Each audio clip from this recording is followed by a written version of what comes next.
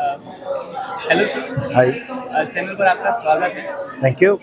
जैसे हमने आपको देखा, हम लोगों को पुरानी यादें ताज़ा हो गई हमारी, क्योंकि सास भी कभी बहू थी हमारे सामने गॉन्ग भी करती।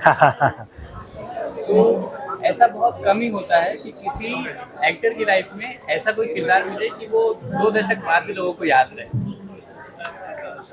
तो आई एम वेरी थैंकफुल कि ऐसा है, और ऐसा एक्चुअली है कि 20 साल हो गए, 20 साल से ज़्यादा हो गए हैं, and whenever people meet me they still address me as the character of Gautam, of Gomji, जो 20 साल पहले किया था।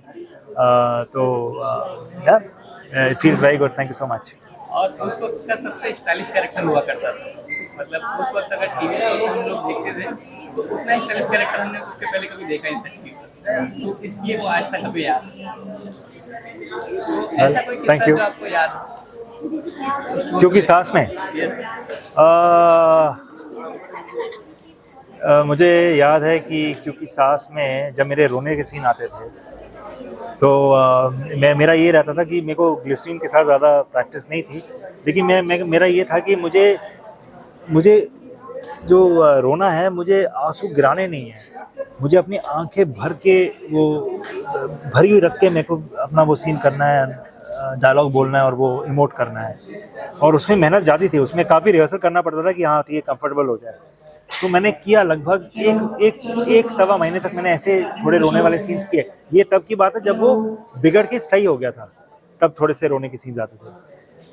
तब 1-1.5 महीने बाद जब एक और सीन आया तो वहाँ पे एक नीचे, मुझे अभी भी याद है कि सीन पड़ा, उसके नीचे बोल्ड में लिखा हुआ था, बड़े फॉन्ट में, बोल्ड ऑल कैपिटल्स में लिखा था कि एकता है सेड कि गौतम इस सीन में फूट फूट के रोएगा। तो मुझे ये याद है, बड़े अच्छे से याद है। Obviously it's a funny thing. And बाकी चीज़ें हैं जो जब वो बिगड़ा हुआ था। एंड मुझे याद है मेरा जो पहला दिन शूटिंग का था, मुझे वो जीप पकड़ा दिया गया था, जीप में मैं बैठा हुआ हूँ, रिग लगा दी और हमें छोड़ दिया, गाड़ी चला, वो हाईवे पे चलाओ। मेरे को डायरेक्टर ने बोला बस आप 4 बार, जो काफ़ी बड़ा सीन था, जो 2.5-3 पेज का सीन था, उन्होंने, मेरे डायरेक्टर ने बोला कि आपको ये सीन 4 बार करना है, गाड़ी निकालो जा। अभी मैं I was a new actor, I was not use to driving with, and I have a rig in the centre of the jeep, and it's night, रात का टाइम है, और हम गाड़ी चलाते हुए सीन भी कर रहे हैं, ये कर रहे हैं। तो बड़ी अनसर्टेनिटी थी, लेकिन मज़ा तो था। I remember it is good fun. और कभी आपके साथ ऐसा हुआ है कि आप उस कैरेक्टर में थे और रियल लाइफ में आप जब कहीं जा रहे हो तो आपको मतलब पुकारा ना गया हो, लेकिन उस नाम की वजह से, हाँ जी।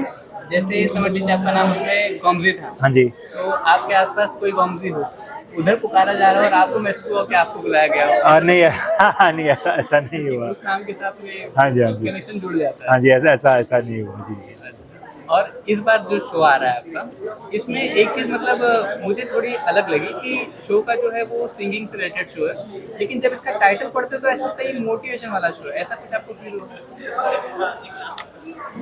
और देखिए, ये तो आप राइटर से पूछिए कि वो जो टाइटल है ये ऐसा क्यों रखा है, लेकिन ए दिल जी ले ज़रा का ऑब्वियसली मीनिंग ये है कि लिव योर लाइफ